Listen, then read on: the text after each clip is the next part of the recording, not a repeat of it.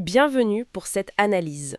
On se penche aujourd'hui sur le Sénégal, où mi-juillet a été marqué par des déclarations assez fortes, des décisions qui semblent un peu contradictoires, et on sent une tension palpable au sommet de l'État.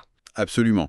Et on va essayer de décrypter un peu tout ça en s'appuyant sur différentes sources. On a les dépêches de la présidence, bien sûr, mais aussi ce que disent les médias sénégalais, internationaux, Le Monde, Jeune Afrique, la RTS, Senweb, et puis quelques infos diplomatiques aussi. Oui, l'idée c'est vraiment de comprendre les dynamiques importantes. D'abord, la relation entre le président Faye et son Premier ministre, Ousmane Sonko. C'est un point clé. Tout à fait. Ensuite, les positions du gouvernement sur des sujets assez sensibles, la justice, les questions de société, et puis, bien sûr, la stratégie internationale du pays. Qu'est-ce qu'on cherche à l'étranger ? Voilà. On essaye de mettre tout ça en perspective. Alors, commençons par cette sortie très remarquée d'Ousmane Sonko. C'était le 10 juillet. Il installait le Conseil national de son parti, le PASTEF, parti qu'il a cofondé avec le président Faye, rappelons-le. Oui, c'est important ce détail. Et là, il lâche des phrases choc. Il dit, je cite en substance, « Le Sénégal souffre d'un problème d'autorité ». Il ajoute même, « Si on continue comme ça, on ne fera même pas un mandat ». C'est fort. Très fort. Et puis cet appel presque désespéré, qu'on me laisse gouverner. Oui, qu'on me laisse gouverner. Il dit aussi être allé voir le président pour arrêter cela. Et ce qui est intéressant, c'est le timing.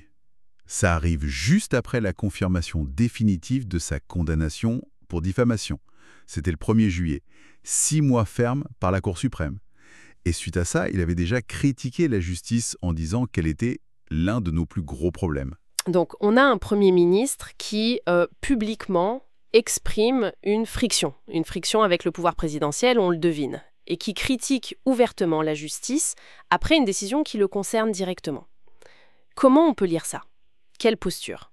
C'est assez inédit quand même, hein. C'est la reconnaissance explicite d'une crise d'autorité, comme il le dit lui-même, par un des 2 piliers de l'exécutif. Ça n'a pas manqué de faire réagir. D'ailleurs, Thalassia, par exemple, a rappelé l'importance du respect de l'autorité républicaine, le refus d'un homme-État. D'accord. Donc, au-delà de la personne de Sonko, ça pose la question de la solidité de cette cohabitation au sommet et de l'équilibre entre les institutions, surtout entre l'exécutif et le judiciaire, qui est quand même attaqué assez frontalement là. Et pendant que ça secoue en interne, le président Faye, lui, était à l'étranger, aux États-Unis, les 9 et 10 juillet. Il a rencontré Donald Trump, d'autres leaders africains, on a parlé économie, attractivité, investissement minier, partenariat avec Washington. Une image d'ouverture économique très claire. Oui, une offensive de charme économique, si on veut. Et c'est là que le contraste est saisissant. Parce qu'à peine rentré, ou presque, le 11 juillet, le ministère des Affaires étrangères sort un communiqué. Et là, changement de ton radical. Ah oui, qu'est-ce qu'il disait ce communiqué ? Il interdisait fermement une projection de film, un film sur les questions LGBTIQ+, qui était organisé par l'ambassade des Pays-Bas et l'ONU. D'accord. Et la justification ? Très direct. Le Sénégal n'accepte aucune forme de propagande ou de promotion du phénomène LGBTIQ. C'est sans ambiguïté. On note aussi qu'un député, Guy Marius Sagna, avait publiquement demandé cette interdiction juste avant. Donc il y avait une pression interne. Oui. Mais ce contraste quand même, aller chercher les investisseurs américains d'un côté et de l'autre, afficher une position aussi ferme sur ces questions sociétales. C'est pas un peu paradoxal ? C'est précisément ça qu'il faut essayer de comprendre. Cette dualité. D'un côté, une diplomatie économique hyperactive, on l'a vu aussi avec la présence sénégalaise à l'APF à Paris, la conférence sur Jérusalem à Dakar. On cherche des partenaires, des investisseurs. Et de l'autre, une intransigeance totale sur les questions sociétales. C'est présenté comme non négociable, relevant de la souveraineté des valeurs nationales. Alors c'est quoi une stratégie ? Peut-être, on peut y voir une stratégie calculée, oui, rassurer une base électorale, disons, plus conservatrice sur le plan intérieur, tout en projetant une image pragmatique à l'international pour attirer les capitaux. Mais la vraie question, c'est: est-ce que cette ligne de crête est tenable à long terme ? Il n'y a pas que ça comme friction, hein. On a aussi entendu Sonko appeler au boycott de certains médias. TFM, la chaîne privée par exemple. Il les accuse d'être partiaux. Oui, et la presse a réagi assez vivement, en mode « boycottez-les », comme a titré l'Observateur, pour défendre sa liberté.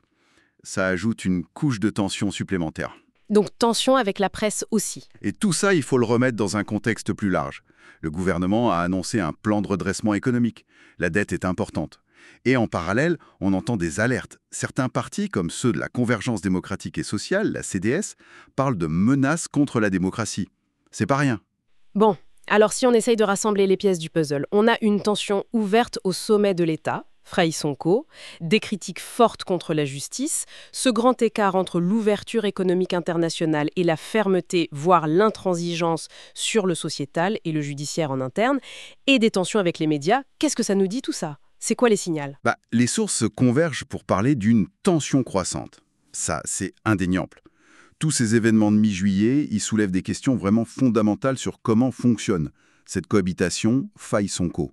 Est-ce que ça peut durer? Ça interroge aussi la solidité de l'équilibre institutionnel et puis la direction générale que prend le Sénégal.